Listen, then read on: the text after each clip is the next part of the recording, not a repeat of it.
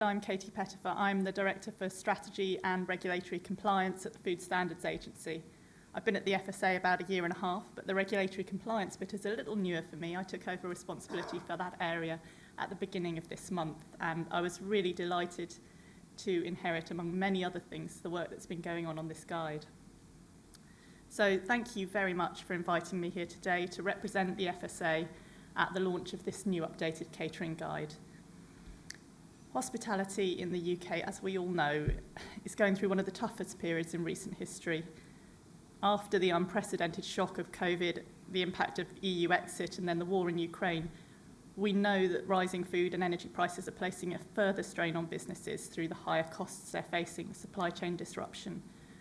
And we've seen over the past couple of years the ingenuity and innovation of the sector and the way that many businesses have adapted to meet those challenges.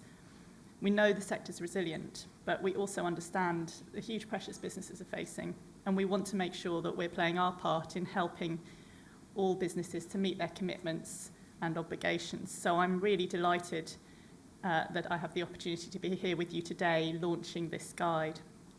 At the FSA, we say that our mission is food you can trust. We want everyone to have food that's safe and food that is what it says it is. But it's food businesses who deliver that mission day in and day out. So we know we need to work with a lot of partners to support and encourage good practice within the food industry throughout every part of the supply chain. And the sector does not stand still, and neither does regulation. We're heading into a period over the next couple of years when governments around the UK are going to be reviewing all the laws inherited from the EU and thinking about how best to incorporate them into our domestic law in the long term, or indeed to change them. And that includes most of our law on food safety. Now, our job at the FSA is going to be to give advice on this to ministers in the UK government and the Welsh government, because ultimately it's ministers who decide what legislation they're going to take to Parliament. But as we advise ministers on this, we'll be working really closely with our colleagues in Food Standards Scotland, and we will want to make sure that the law continues to protect public health and uphold the food standards that we're proud of in the UK and that are set out in this guide. We want to look for opportunities to improve, to support innovation, to remove unnecessary bureaucracy, and we want to hear from businesses on those. But we also want to ensure that there's consistency across the different parts of the UK as far as possible. And we're really clear that any changes must be carefully considered and discussed with the food industry.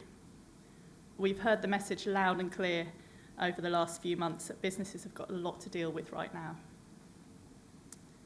At the same time, we're thinking at the FSA about whether there are better ways for us and for local authorities to assure that food businesses are complying with the law.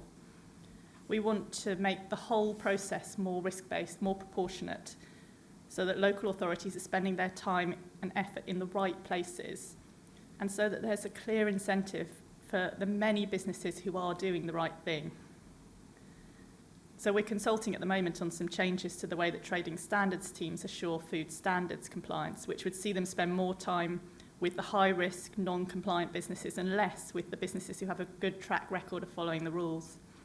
And we're looking at how we might build on this approach for food hygiene over the next few years. So not changing the rules that businesses have to comply with, but changing the way in which we assure that compliance.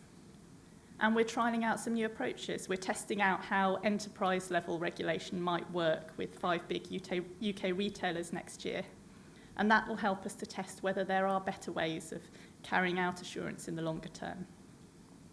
So things aren't standing still.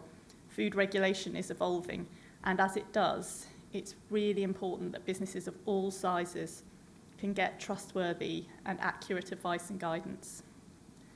So the Food Standards Agency and Food Standards Scotland have been proud to work with UKHospitality on this updated version of the catering guide, and we're particularly proud that we've taken a four-nation approach. The guide's officially recognised by both the FSA, which has responsibility for food standards in England, Wales and Northern Ireland, and Food Standards Scotland, which has responsibility for food safety and standards in Scotland, obviously. Now, we want to make it as easy as possible for businesses across the sector and across the UK to understand and meet the requirements of food safety and hygiene legislation. And this guide gives clear and concise advice on how to comply with the requirements of the law, but also provides information on good practice, which is excellent from our point of view. We really welcome the decision by UKHospitality to make the digital version free to members and to local authority environmental health departments, and we think it will be a useful tool for food safety officers when carrying out their roles. So this has been a great project from our point of view. It really shows the benefit of partnership working and collaboration, and I would like to thank UKHospitality for involving both us and FSS in the publication of the guide. We all know how critically important it is to keep food safe, and we know that can be even more challenging during difficult times. So we think that this guide will be a really important tool in helping businesses to do so. Thank you very much.